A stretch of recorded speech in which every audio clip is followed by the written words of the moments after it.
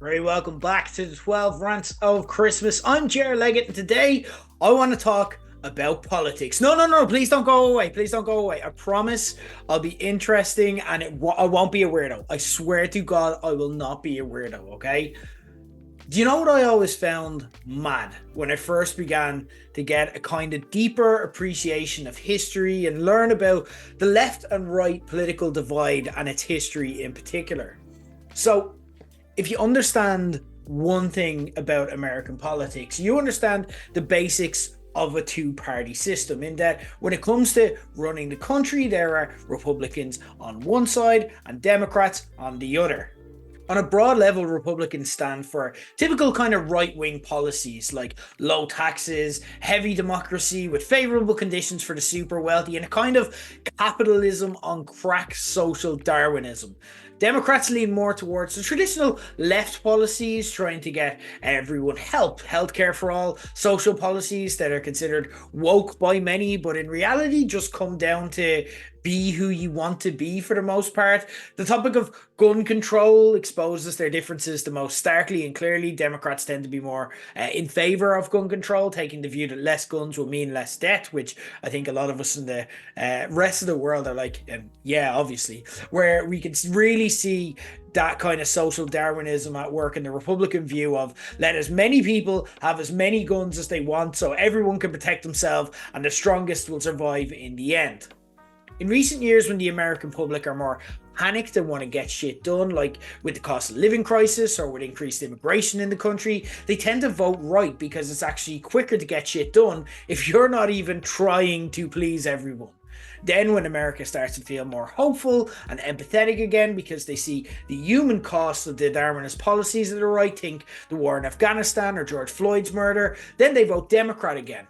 Then they grow frustrated of how slowly Democrats get shit done, because the problem with trying to please everyone is that it takes a long time. A lot of policy stuff will go wrong in the meantime while you wait and then deprioritize some other policies. And it gives the appearance of not really doing much in the end, because having a really fucking long to-do list is a recipe for short-term failure. And so, while the specific issues of the day that drive these swings may change, over a long enough timeline, the cycle tends to repeat itself.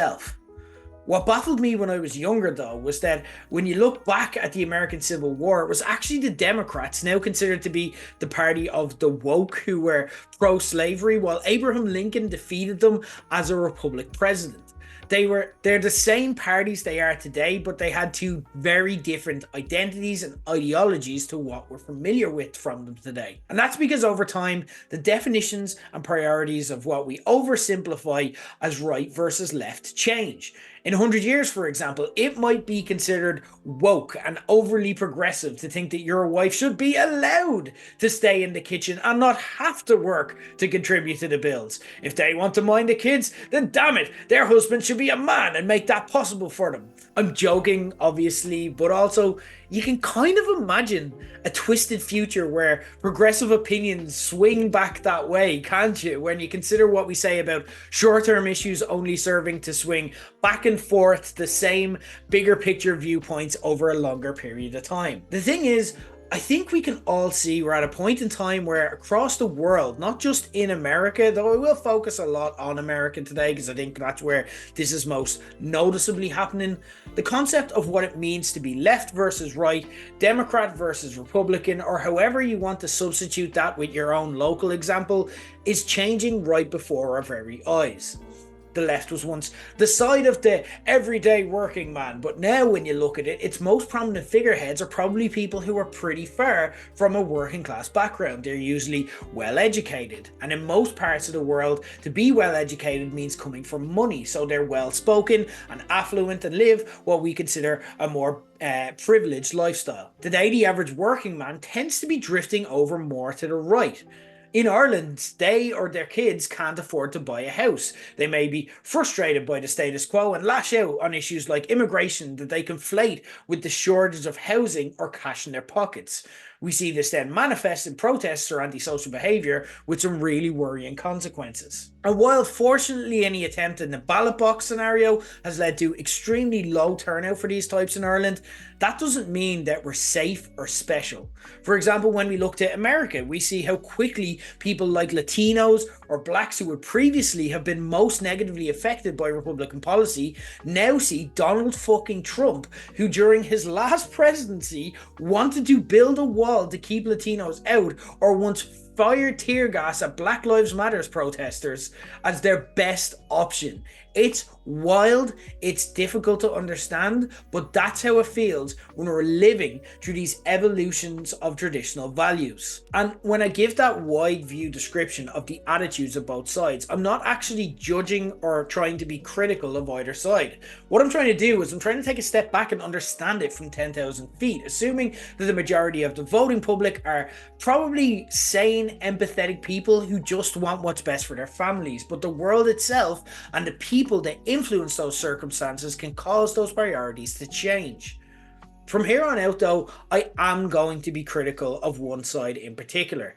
See, in Ireland, I'm a former member of the Social Democrat Party, which would be very traditionally left in its policies, and I'd still very much vote for them in that general direction, although my number one vote of Owen Hayes in the last general election almost instantly aged very badly. Google it if you want to learn more and you don't know what that means. I'm not getting into that right now. But it might surprise you that the side I'm going to be critical of today is actually my own.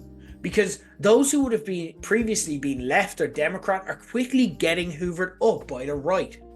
Because voters who would have previously been left or Democrat are quickly getting hoovered up by the right. And in my opinion, that is largely the left's fault.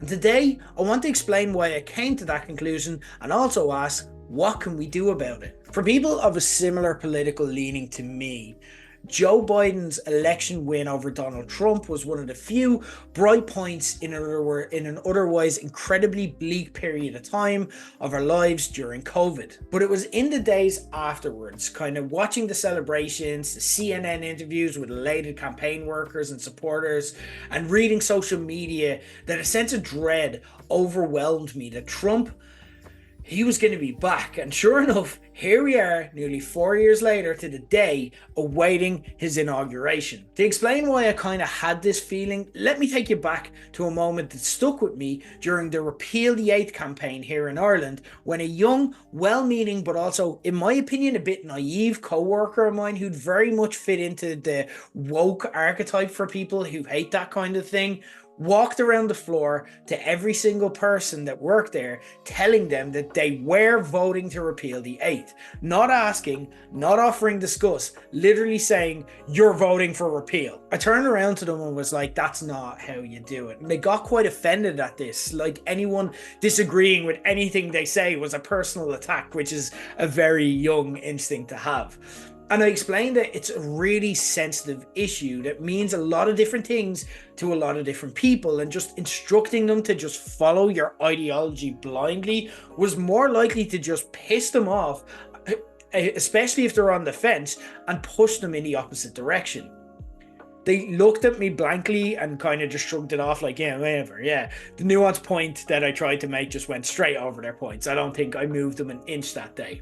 Going back to Biden's victory, there was a brief moment where there was almost an attempt to reconciliate by many of Trump's voters, particularly online. This could be seen. We don't remember that because January 6th is what the history books will talk about. And also, it became the trend online to react to people looking to kind of move back towards the Biden camp in the wake of it, to dunk on these people, to find old weird stuff they said and say stuff like, is this you, underneath it, just to humiliate them. If you have turned on any late night popular US talk show over the past 4 years, there was a good chance that you'll find a video montage of a contributor going around the likes of a Trump rally and interviewing his supporters, asking them questions and then trying to catch them out on their answers. And it'd be quite funny at first glance until you realize that the clear joke that they're making there is, haha, look at how stupid and ignorant all of these people are. Except The problem is that they're not actually being the ones who are stupid in this case, because these people have the exact same amount of voting power as the person making fun of them. And now they've been mocked on national television for the world to see, so they're fucking definitely never voting for a candidate that that person recommends, and neither is anyone who cares about them or that they can influence. Which, by the way, is how you win elections. Where are we now? How did that work out? The majority of people don't keep up with every step along the way of all things politics. They're not a part of any political party. They may have general preferences and opinions, but most of the time they're just looking at the choices on offer in any election and saying, I don't really understand or want to get into the detail of every single issue at play because my life is busy and I'm worried about other stuff. So what side says the most stuff that sounds like it's going to benefit my life? And if both sides are saying pretty similar stuff, or more accurately, like in the recent American and Irish elections, they're saying some good things and some frankly embarrassing things at the same time. What they look at it then and say is, what side sounds the most like me, or what do I want to be representative of me in terms of the way they behave and the way they carry themselves? Here's the reality. When you step back and look at it from that perspective and take away the detail of the issues involved, the left look like condescending, intolerant, mean arseholes. If you think that's harsh, think about it this way, right? If you don't agree with what the left has decided the correct opinion is, they will try shame you and call you names until you just back down, tell them what they want to hear, and then they'll walk away going, you fucking prick, under their breath. If you're struggling with the cost of living or housing crisis, have lost faith in the people in power and have a momentary lapse of judgment, then join in a Trump rally or an Ireland for All protest. You're going to be called a racist, you're going to be called an idiot, you're going to be called a scumbag, you're going to be made fun of, you're going to be mocked on social media, you're going to be interviewed on the news by some wisecracking person trying to make fun of you and catch you out in the things you say, and you're going to be humiliated. This is how the left looks to people in the middle. And then when they get put into power and it takes them too much time to get key policy promises over the line, they not only look like arseholes, they look like incompetent arseholes who can't back up the smart arse words that they say. Worse even, there was a period where Kamala Harris started campaigning that she was a gun owner and she wasn't looking to take away anyone's guns in a slightly desperate attempt to win over NRA supporters. And just because someone doesn't pay attention to every single step of politics doesn't mean that they're dumb either. People see through that shit. It looks pandering, it looks desperate, and it's especially when it's reflected against Trump, who, even when his views are absolutely abhorrent and every second word out of his mouth is a lie, at least gives the appearance of being generally consistent with his overall worldview. Again, even if that worldview is horrible in a lot of ways. When Kamala tries to get gun owners on side, she looks like a snake who's been bullying and looking down and picking on people for years, sidling up to them now just because she wants something out of them. And people see that, they notice that, and that is what resonates with them if the issues are just too complicated for them to really dig into. And all of this is coming from someone who, again, was a member of the Social Democrat Party and recently knocked on doors campaigning on probably much of the same issues that Kamala was campaigning on. If I think you look like a dickhead and I agree with your policies,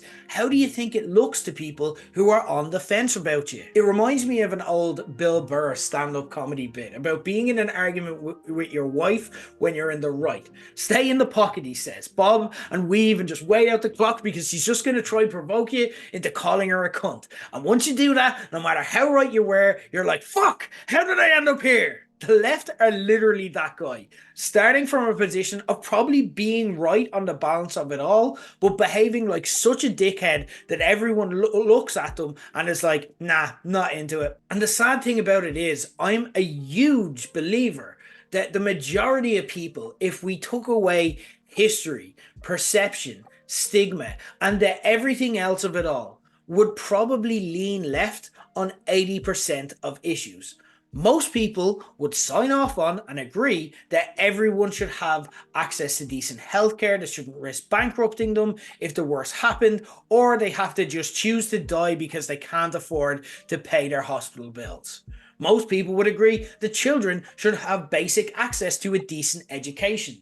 In Ireland, we're ridiculously left-leaning when it comes to basic social policies, when it comes to acceptance, and over the past decade have voted overwhelmingly to sign the likes of abortion and same-sex marriage into our constitution. Sure, traditional left and right taxation policies may split the vote, and like I said, in America, gun control is always going to swing more one way, but the majority are open to hearing the left out if they can communicate their message effectively. Say what you want about the right, and I hate so many far-right policies that have trended worldwide in recent years, but they're working because they put their energy into communicating and obfuscating this policy with simple, easy to understand slogans that are resonating with people. The left need to realize this. Inspiring people by simplifying it for them works. Shaming and mocking and condescending them doesn't. It really is that simple. Think about how Barack Obama won 2 terms off the back of just saying, yes, we can. That's what people want. Make it easy for me to see how you'd benefit my life. Don't just spend your entire time failing when we hand you the ball and then trying to slate the right and say that anyone who agrees with them is a horrible person. Because the thing is, I don't agree with the solutions a lot of people that the far right are swallowing up jump to. Immigration is not the reason you can't buy a house in Ireland today, and it isn't driving this imaginary crime wave within America. But I do actually relate to the feelings that make them go looking initially for solutions to begin with. These people are disaffected and they don't believe the people in power have what it takes to solve their issues. They blame the people for creating them, and they don't think they even care about their issues. I'm disaffected and don't necessarily believe that the people who are in power know how to or care about fixing the issues that I deal with every day. I just care about politics and social issues long enough to take a deeper look at the root causes so I'm not misled by simple slogans. Shaming, mocking, and talking down to these people simply doesn't work. I don't know why anyone ever thought they would, and I'm shocked when you look for how long it's become the way we discuss these issues today, how long it took for people to give the left the middle finger. And how has it worked out? If you're still like, yeah, but maybe it will work, maybe it's a good tactic. How is it working out for us? Trump is president. The UK left the EU. Far-right parties are gaining traction in Germany, which is coming apart at the seams, much like France, so even stable economies are coming apart. Putin looks likely to win the war in Ukraine, while it looks like nobody is coming to save the day in Gaza from Netanyahu's genocidal campaign. The world is fucking scary right now. If you're scared like me about where all of this is going, then maybe it's time to look inward at how we discuss these issues and how you speak to people who disagree with you. You need these people to vote with you if you ever want the world to be different. That means stepping up. It means learning how to communicate things effectively. It means finding ways to inspire people to join in your worldview. If you don't see someone out there who's doing that in the way that you would like to have it done and have ideas yourself, why can't you be that person? If you do see someone who's doing it the way you want it done, help them and boost their voice. Because the left is losing right now, badly. And if we want the world to be different, you can't just say, oh, well, I guess everyone's horrible now. I don't understand the world anymore. You sound like a bitter sports player blaming the referee or the fans or the weather for not winning a match, to be honest. Instead, look inward. Look at what's working for others and connecting with people and what's successful. If we do that, I feel that it's possible to very quickly start drifting towards sanity again. And if we don't, get used to feeling scared. That's been the 12 Rants of Christmas for today. I'm Jer Leggett, and I'll be back tomorrow for the final episode of the series. I promise with a more fun and less serious show where I look back on the comedians that Ireland has broken up with in recent years and ask, what were we thinking?